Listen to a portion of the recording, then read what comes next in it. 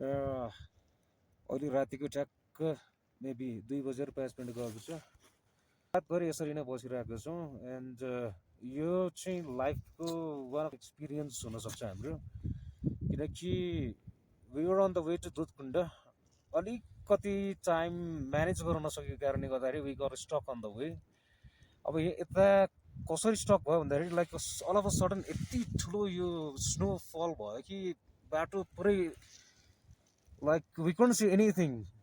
Luckily हाम्रो पछाडि एउटा ढुङ्गा छ, त्यो ढुङ्गाको आडमा हामी बस्यौँ।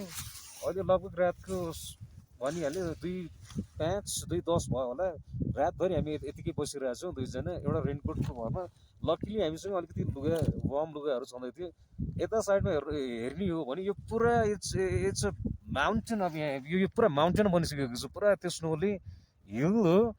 हामी बसिन्जेलसम्म एउटा सानो हिल थियो, अलिअलि मात्र स्नो थियो। अब अहिले यो पुरा यो एउटा हिमाल बनिसकेको छ।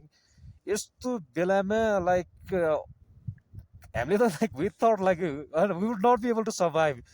तर खै के भन्ने है, लाइक अब यो गड्सको के भन्ने। अब उसले अलिकति आज it's not the day to die भन्न खोजे जस्तो पनि लागिरहेछ है। ठ्याक्क लगाएर कस्तो पनि भइदिएको छैन। इट्स लाइक फुल यो वरिपरि पुरा उज्यालै छ कि। माथि चन्द्रमा छ देखिरहेको छ है, माथि चन्द्रमा देखिरहेको छु हामी।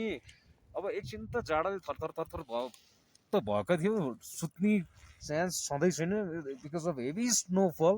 यति स्नोफल भएको छ कि है।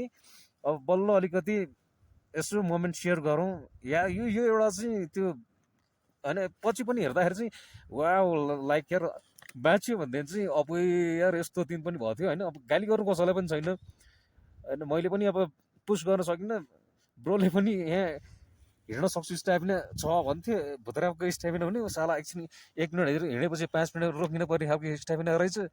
त्यही भएर आज चाहिँ दुधकुण्ड चाहिँ पुगेन। तर भोलि चाहिँ कतिखेर 4 बज्छ, कतिखेर 5 बज्छ, कतिखेर उज्यालो हुन्छ भनेर हामी मजाले पर्खेर बसिरहेको छौँ। हो लाइक यस्तो एक्सपिरियन्स साधै कसैले गरे होला कि यार अन्त ब्रो। मेरो साथीले जे भनिगयो। अब अहिलेलाई यो भिडियो समाप्त।